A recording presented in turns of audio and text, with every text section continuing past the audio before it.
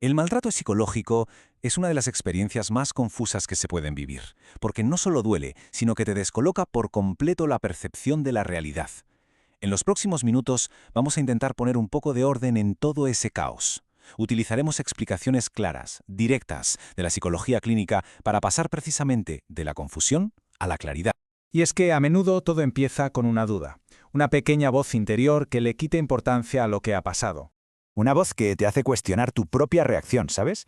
Que te pregunta si la herida es de verdad o si, de alguna manera, te la estás inventando. Y al final, llega la comparación que parece anular todo el dolor, simplemente porque no hay una marca física, no hay un golpe visible.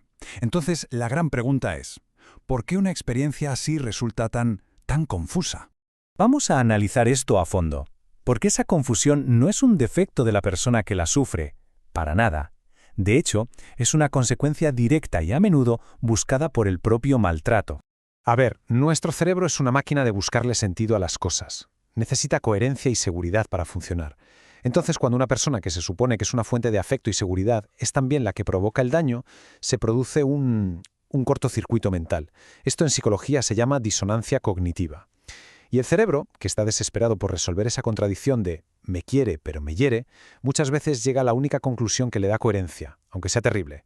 El problema debo ser yo. Vale, para luchar contra esta niebla necesitamos palabras, un lenguaje claro. Y aquí la psicología clínica nos da una definición muy rigurosa que funciona casi como un ancla en medio de la tormenta. Leámosla con calma. Es un patrón relacional sostenido en el tiempo en el que una persona ejerce poder, dominación o control sobre otra, vulnerando sus límites y dañando su seguridad, autoestima e identidad. Tener esta definición es como tener un mapa, por fin. Y lo interesante es cuando desglosamos esta definición. Primero, es un patrón, ¿eh? No es un mal día, no es un hecho aislado. Segundo, siempre hay un desequilibrio de poder. Tercero, el daño psicológico es real, es demostrable. Y cuarto, el resultado que genera es siempre miedo, confusión o sumisión. Sigamos tirando del hilo. ¿Cuál es el motor que mueve estas dinámicas? Porque no es la rabia, y ni siquiera es la violencia en sí misma. Es algo mucho más de base. Aquí está la clave de todo. El núcleo del maltrato no es la agresión, es el control. El objetivo último de cada palabra, de cada gesto, sutil o no, es reducir la autonomía de la otra persona, es hacerla más pequeña, más manejable. Y este control, claro, adopta muchas formas. Puede ser un control emocional, dictando cómo te tienes que sentir. Cognitivo, invalidando lo que piensas con frases tipo «estás exagerando» o «estás loca». Puede ser conductual, limitando con quién hablas o a dónde vas. E incluso identitario, que es hacerte creer que sin esa persona tú no eres absolutamente nada. Claro, este objetivo de controlar a alguien no se consigue de la noche a la mañana. Se va construyendo poco a poco, a través de tácticas psicológicas muy específicas, y muchas de ellas son increíblemente sutiles.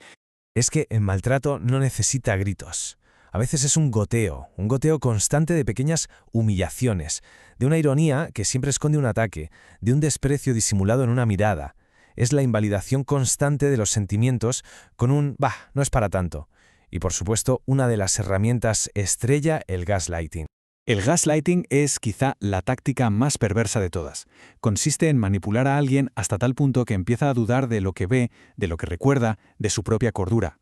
El objetivo final es que esa persona se vuelva completamente dependiente del agresor para saber qué es real y qué no lo es. Y aquí llegamos a un punto que es crucial. Hay estudios que demuestran que a largo plazo el maltrato psicológico puede llegar a ser incluso más dañino que el físico. ¿Y por qué? Pues porque mientras el abuso físico ataca el cuerpo, el psicológico ataca el núcleo del ser, ataca la percepción de la realidad y la idea que tienes de ti. Y es muy importante entender que estas tácticas no ocurren de forma aleatoria. No, forman parte de un ciclo predecible y que se repite, creando una trampa emocional muy poderosa. Fijaos en el ciclo. Primero se acumula la tensión, esa sensación de estar pisando cristales. Luego la explosión, el grito, el desprecio, el acto de daño. Después llega la fase de reconciliación, con disculpas, con minimización de lo ocurrido o con gestos de afecto. Y finalmente la calma, la luna de miel, que alimenta la esperanza de que todo va a cambiar. Y justo ahí, el ciclo vuelve a empezar. Y que quede algo muy claro, permanecer en ese ciclo no tiene nada que ver con ser débil. Tiene que ver con la biología.